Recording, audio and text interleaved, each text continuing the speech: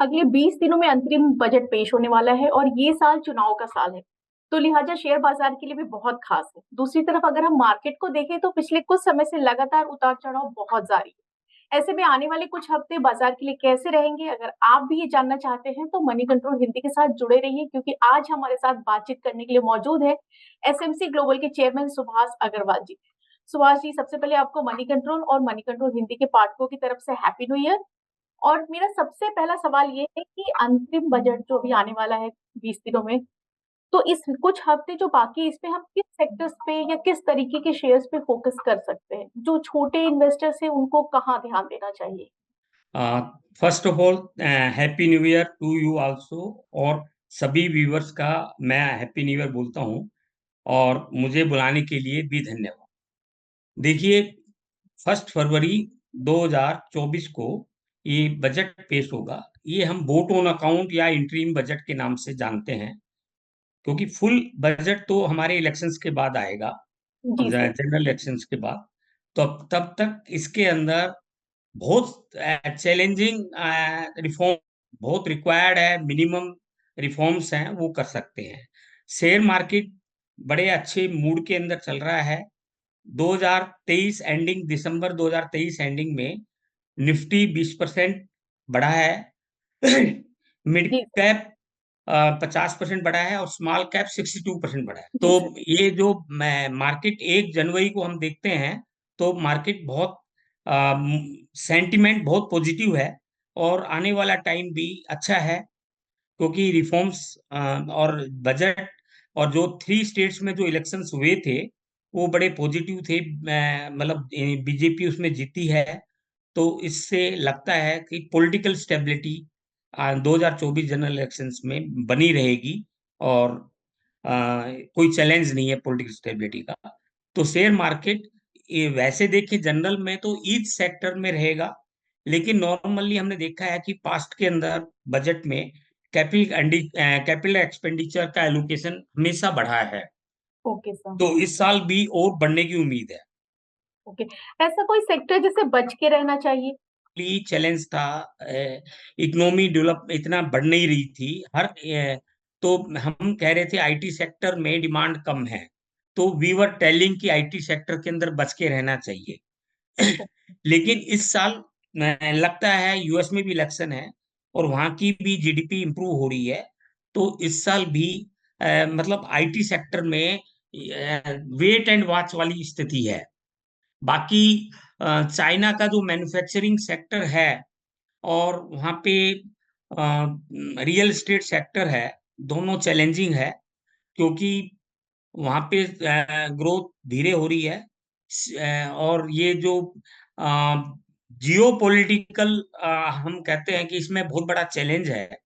तो यहाँ जैसे शिपिंग इंडस्ट्री में रेड सीज और ये अटैक हो रहा है हुती का, और जो वॉर वगैरह चल रही है, यूक्रेन वर्सेज रसिया और हमास वर्सेज इजराइल, ये सब चैलेंजेस हैं। तो इसमें शिपिंग इंडस्ट्री के अंदर वहाँ पे रेट बढ़ेंगे। अ, यदि किसी प्रकार एक्सपोर्ट हमारा हिट होता है, जो कि एक्सपोर्ट कम हुआ है, तो उससे रिलेटेड इंडस्ट्रीज को थोड़ा सा प्रॉब्लम रहेगी। बाकी ओवरऑल सेंटीमेंट इंडियन इकोनॉमी का बहुत अच्छा है। तो मुझे लगता है कि सेक्टर हर सेक्टर चलेगा। कोई बहुत बेटर चलेगा, कोई कम चलेगा, कोई मीडियम चलेगा। तो बहुत घबराने की किसी भी सेक्टर में जरूरत नहीं है। तो बच के रहने वाली बात ऐसी कोई नहीं सही है। एक चीज जो आपने मेंशन किया, ग्लोबल कॉज। तो अभी है। पिछले कुछ दिनों से अमेरिका और यूरोप में जो रिसेशन की बातें शुरू हो गई है, एक सुगबुगाहट शुरू है, तो क्या उसका इम्पैक्ट हम इंडियन मार्केट पे देखेंगे? हालांकि ये इलेक्शन का साल है तो एक डर कम है भारत के लिए, लेकिन क्या उसका इम्पैक्ट शेयर मार्केट पे होगा? देखिए, जैसे वहाँ की फेड है यूएस में, तो वहां भी अब उन्होंने अपना इंडिकेशन कर दिया है कि वो ग्रोथ की तरफ है, और आने वाले टाइम में 3-4 रेट कट करेंगे। तो उम्मीद कर रहे हैं कि वहाँ रेट इंटरेस्ट रेट सोफन होगा, ग्रोथ बढ़ेगी। और वो इसका इंडिकेशन नजर भी आने लगा है, क्योंकि वहाँ बॉन्ड रेट सॉफ्ट हो रहे हैं, वो घट रहे हैं। और यूरोप में भी इन्फ्लेशन भी कंट्रोल हो रहा है, और यूएस में कंट्रोल हो चुका है, और कंट्रोल होने की उम्मीद है। तो ग्रोथ वहां पर बनी रहेगी। यूरोप में भी थोड़े हालात बेटर होंगे, हालांकि उतनी जल्दी वहां उम्मीद नहीं कर पा रहे हैं। तो मैं समझता हूं कि वहां पर भी 2023 से बेटर सिचुएशन होगी। बहुत ज्यादा बेटर की उम्मीद नहीं है, लेकिन economy should do better in 2024।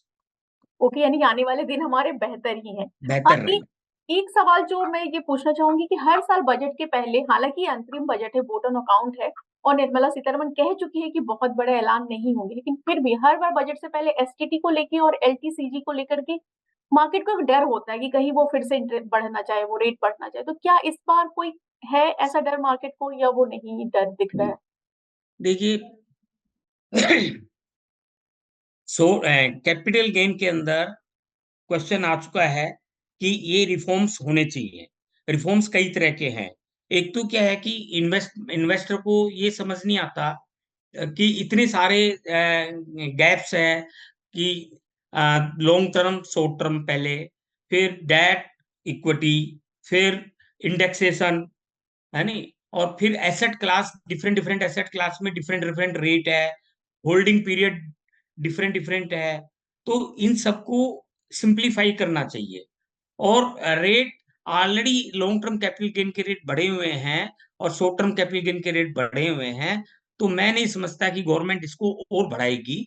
इनको कम तो करने की उम्मीद है, जो कि इंडस्ट्री की डिमांड भी है कि रेट कम करने से हमें जो एफडीआई इन्वेस्टमेंट है वो अट्रैक्ट होगी। हमारा जैसे डेट, ये जेपी मॉर्गन इंडेक्स में इंक्लूड करने की बात चल रही है। ब्लूमबर्ग में भी डेट को इंक्लूड किया जा सकता है, जिससे हमें 25-30 बिलियन यूएस डॉलर फंड आ सकता है। तो ये सब पॉजिटिव चीजें हैं। तो गवर्नमेंट कोई ऐसा काम नहीं करेगी जो जो थोड़ा सा नेगेटिव मैसेज जाए।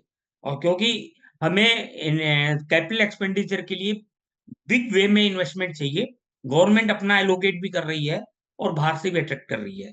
हमारा डेट मार्केट बहुत अच्छा होना चाहिए, जो अभी तक नहीं है।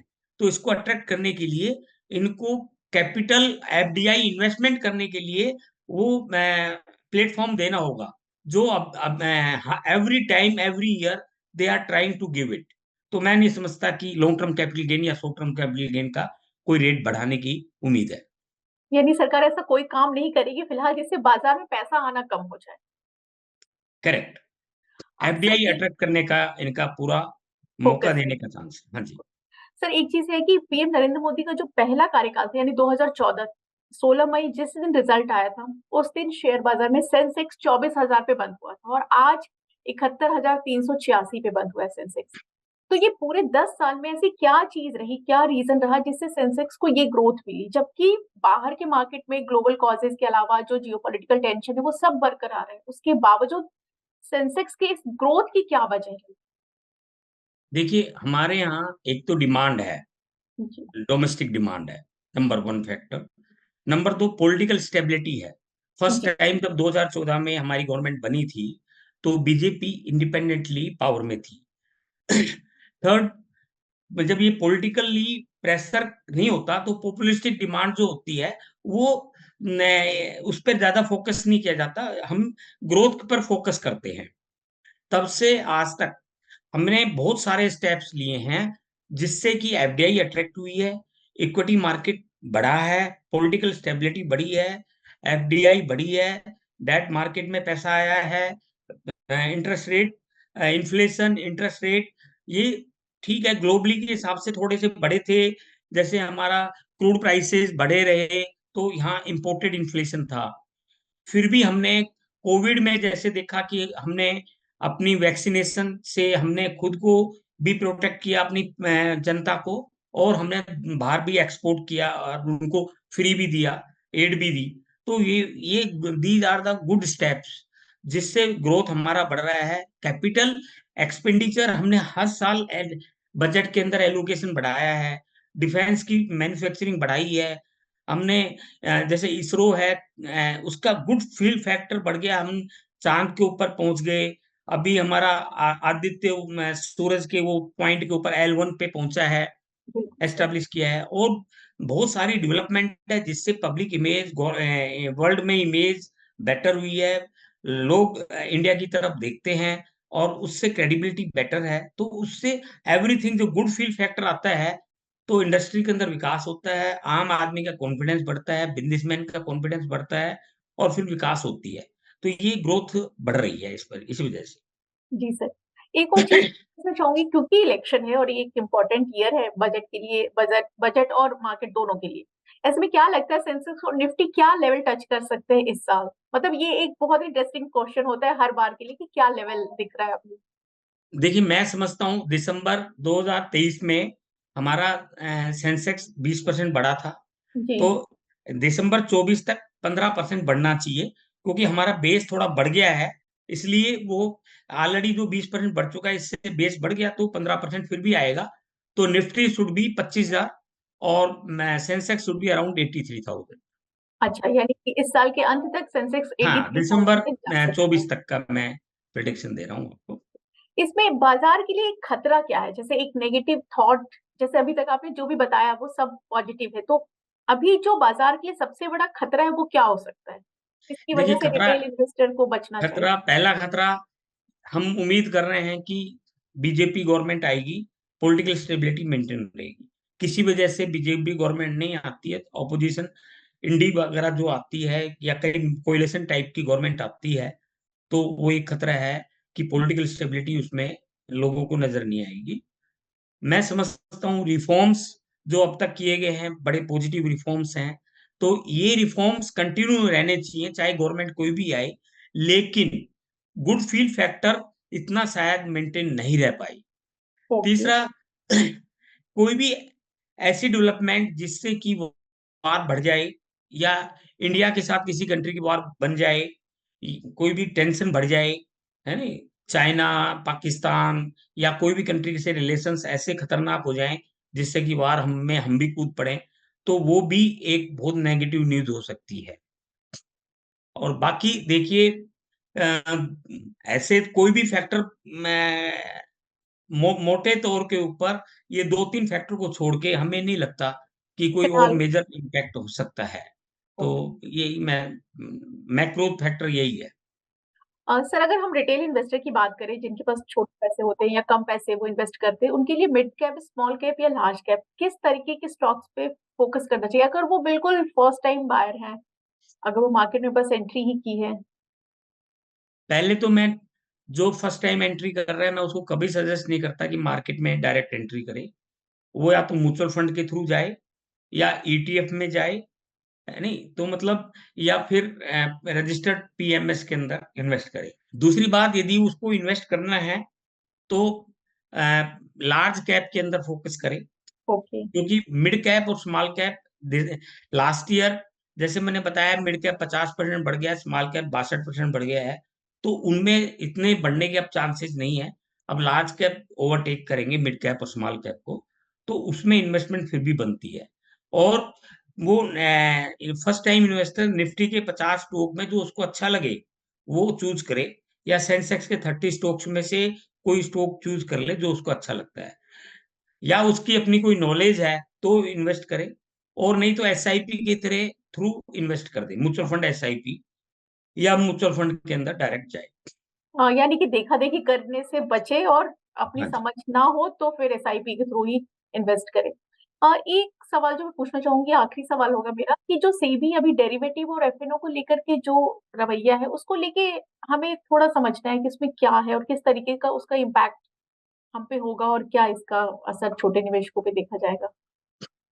देखिए, एक सेबी की स्टेटमेंट आई थी कि जो एफ में लोग काम करते हैं वो 90% लूज करते हैं पैसा। जी जी बिल्कुल। ठीक है ना।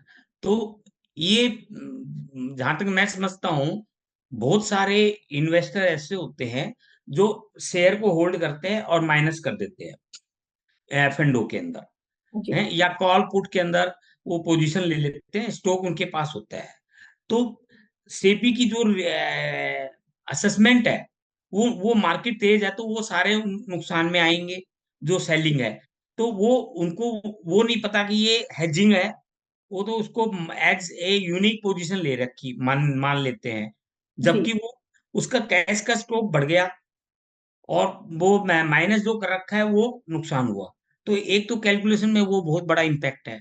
दूसरा जो आर्बिट्रेज करते हैं उसमें भी क्या करते हैं, कैश में शेयर उठा लेते हैं और फ्यूचर में बेच देते हैं। तो जी कैश में उसका शेयर बढ़ गया और फ्यूचर में लॉस आ गया, तो वहां पे वो उनका लॉस काउंट हो गया। तो 90% में वो ऐसी प्रोबेबिलिटी वो भी हैं कि वो उनका काउंटिंग हो गया है। या जो एफ एफपीआई हैं, फॉरेन पोर्टफोलियो इन्वेस्टर्स, वो भी होल्ड कर लेते हैं और फ्यूचर में उतना बेच देते हैं, तो उनका भी लॉस आता है। तो वो सारे, मेरे को लगता है कि वो जो एनालिसिस है 90% वाली बात है, वो जी सही नहीं लगती है ना। तो इन सब फैक्टर्स को नहीं देखा गया। दूसरी बात, जो सिस्टमेटिक या जो रिसर्च बेस्ड काम करते हैं, वो अर्न करते हैं। जैसे कि मैंने बताया कि सेंसेक्स 1980 में 100 था, आज जी 71,500 है।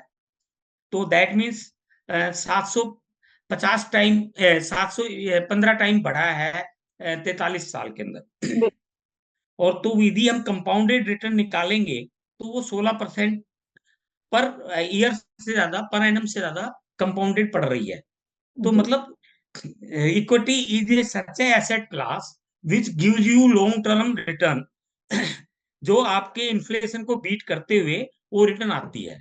तो ये हमें सबसे इंपॉर्टेंट एसेट क्लास है। यदि अभी हमारे रिसेंट टाइम में हमने देखा था, पहले 2-3 साल पहले 4-5% इन्वेस्टर होता था, आज इन्वेस्टर 10% हो गया है। बिल्कुल यूएस में 40-50% इन्वेस्टमेंट शेयर मार्केट में करते हैं, डेवलप्ड कंट्रीज में 30 से 40% करते हैं। तो वहां पे if somebody is not doing it his investment in equity asset class, तो ये उसको हम इंटेलिजेंट इन्वेस्टर नहीं मानते। तो यहाँ सेम चीज यहाँ पर है, जबकि यहाँ रिटर्न वर्ल्ड में इक्विटी के अंदर सबसे बेटर है। और ये बिल्कुल हम फील करते हैं कि इक्विटी के अंदर जो रिटर्न इन्वेस्ट करता है, he is intelligent one. Only thing is, अब काफी रेगुलेटेड मार्केट है, कोई मैनिपुलेशंस बहुत पॉसिबल कम है नहीं, वो सेबी की नजर में आ जाता है जो भी मैनिपुलेटर होते हैं। और ये जैसे मैंने बताया कि म्यूचुअल फंड के थ्रू या पीएमएस के थ्रू या एसआईपी के थ्रू या रजिस्टर्ड पीएमएस के थ्रू, है ना, या ईटीएफ के थ्रू इन्वेस्ट करे इन्वेस्टर, तो वो रिटर्न जो 16-17% की लॉन्ग टर्म में है, और वो he should remain invested for long term, वो रिटर्न उसकी जरूर आ जाएगी। तो ये एक एडवाइस भी है। और शेयर मार्केट के अंदर इन्वेस्ट जरूर करें। ओनली थिंग इज, आप लालच में नहीं आए, किसी के कहने से इन्वेस्टमेंट नहीं करें, मैनिपुलेटेड शेयर को अवॉइड करें, पूरी नॉलेज के साथ इन्वेस्ट करें। नई नॉलेज नहीं है तो म्यूचुअल फंड या रजिस्टर्ड पीएमएस, इस तरह से इन्वेस्टमेंट करें।